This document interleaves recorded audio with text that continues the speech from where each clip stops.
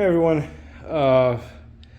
another day where I'm trying to solve one of the problems with my X5M. About a year and a half ago, I did replace the outer tie rod ends, and then I never replaced the inner tie rod ends. And I've had this clunk on the passenger side for about almost a year and a half or 2 years. In order to kind of diagnose it, I've replaced a few things here and there, but that did not seem to help with the problem. Now, the final thing I've kind of concluded this issue to be at is the steering rack or the rack and pinion. There's a bit of slack or play in the steering shaft that may actually be causing a clunk on the passenger side. So I am going to adjust the steering rack and pinion, and also going to replace the tie rod assemblies. And I'm also going to use this grease for the rack and pinion. I know a lot of people use all kinds of grease, but I was a bit, finicky about this. So I found this on Amazon. This is 2 ounce for about, I think, $15, and this is rated to be the best grease for the rack and pinion. So I'll put a short snippet here to show you how much play or slack is there in the shaft. All right, so underneath the truck, when I'm holding the inner tie rod nut, this is how much of slack I have. I don't know if you can see. That is plenty for it to knock on the passenger side, because the rack and pinion is on the driver's side, so naturally it's still kind of held up by the tension over here, but on the other end that can essentially become a clunk. So I'm going to replace both tie rod ends, not just the ends, but the entire tie rod assembly, and I'm also going to adjust it. Alright, so a bit of a breakage in the video because I went through the process of installing the tie rod assemblies, and then I could not succeed in adjusting basically the rack and pinion.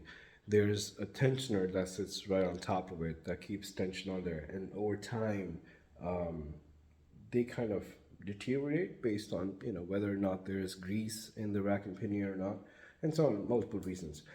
But anyhow, long story short, I could not break that thing loose, and it took me days and days and try to sort of figure out how I can, because there's hardly so much space to kind of get in there. And I thought that maybe, so F20 and F30 series have an issue with the specific steering rack, that those thrust pieces are prematurely wearing out. So there's an aftermarket kit that helps resolve that issue. I bought that kit as well, thinking it could, you never know if the internals are the same or not, because my intention was that I'll open it up, I'll take the internals out, re-grease it, and put it back. But I could not break that thing loose. So since I couldn't, I had to just kind of make do with what I sort of had. So what I ended up doing was just putting the tie rod assemblies and greasing the rack and pinion as best that I can, and just putting the whole thing back together. So finally, after, I don't know, a couple of years that I've been trying to catch that clunk that I have on the passenger side, now at least I know the reason for that clunk. I do plan to do a bottom end refresh off the motor, where I have to do the upper oil pan, I have to do the lower oil pan. I'll be doing rod bearings as well, although they're not known for rod bearing issues, but I just want to do that. And then I have to replace the rear coolant cover that sits in between the transmission and the motor, so you have to pull the transmission out for it. So it's a bit of it's been adding up to becoming a long list of things that I have to do. So I'll probably do it at some point, But I just wanted to throw this video out there because I was filming with an intention that I'm going to be able to get through it, but I could not halfway, and I kind of lost the motivation to actually film the rest of it. So I will still throw the initial chunk there just so it can help anyone else out there that if you have any sort of slack in your steering rack shaft, that is certainly going to cause either a clunk or it's going to get you play.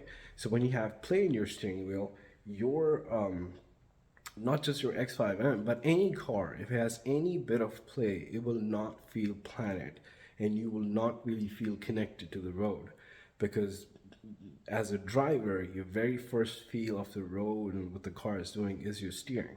So if you have an issue with that, naturally it's not going to get you the pleasure they're expecting out of it. So I've been driving this thing the way it is for about, geez, almost a good part of 2 years. And I still felt it drove amazing. So I'm just kind of wondering, you know, if the steering rack issue is not there, how would it drive? But anyhow, so just kind of wrapping this video up, just to help out anyone out there. Do let me know in comments or do give a thumbs up if you liked the video. And thank you so much. Appreciate it.